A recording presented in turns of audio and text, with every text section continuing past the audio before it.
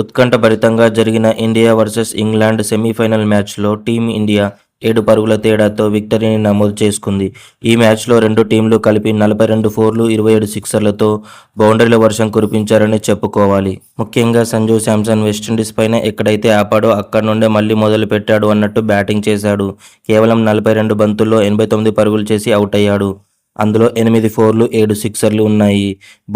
ఏ బౌలర్తో సంబంధం లేకుండా ఎక్కడి నుంచైనా సరే 6లు, 4లతో ఇంగ్లాండ్ బౌలర్లపై విజృంభించాడు. అభిషేక్ శర్మ తన ఫ్లాప్ పర్ఫార్మెన్స్ని ఈ మ్యాచ్లో కూడా కంటిన్యూ చేశాడు. కేవలం 9 పరుగులు చేసి అవుట్ అయ్యాడు. ఆ తర్వాత బ్యాటింగ్కి వచ్చిన ఇషాన్ కిషన్ కేవలం 18 బంతుల్లోనే 39 పరుగులు చేశాడు. అందులో 4 ఫోర్లు, 2 సిక్సర్లు ఉన్నాయి. రెండో వికెట్కి సంజూ శాంసన్తో కలిపి మంచి పార్ట్నర్షిప్ని బిల్డ్ చేశాడు. ఇషాన్ కిషన్ అవుట్ అవగానే బ్యాటింగ్ ప్రమోషన్గా వచ్చిన శివం దూబే 43 పరుగులు చేసి అవుట్ అయ్యాడు. ఒక 4 సిక్సర్లతో విధ్వంసకర బ్యాటింగ్లో ఉన్నప్పుడు హార్దిక్ పాండ్యా వల్ల రనౌట్ అయ్యాడు. అలాగే హార్దిక్ పాండ్యా 27, తిలక్ వర్మ 21 పరుగులు చేసి టీమిండియా భారీ స్కోర్ చేయడంలో సహాయపడ్డారు.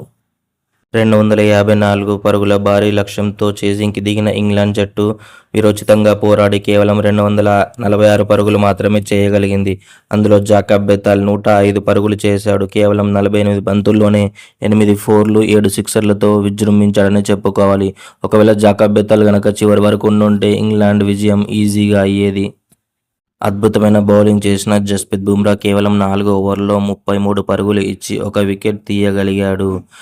క్లిష్ట సమయంలో ఉన్నప్పుడు 18వ ఓవర్లో వేసిన జస్ప్రీత్ బుమ్రా బౌలింగ్ మ్యాచ్ మొత్తాన్ని మలుపు తిప్పిందని చెప్పుకోవాలి. అలాగే హార్దిక్ పాండ్యా కూడా 2 వికెట్లు తీసి మంచి పర్ఫార్మెన్స్ చేశాడు. అక్షర్ పటేల్ పట్టినటువంటి క్యాచెస్ అనేది ఈ మ్యాచ్కి మొత్తానికి హైలైట్ అని చెప్పుకోవాలి. మొత్తానికి టీం ఇండియా ఎల్లుండి జరగబోయే న్యూజిలాండ్తో ఫైనల్లో తడబడనుంది. All the best to team India.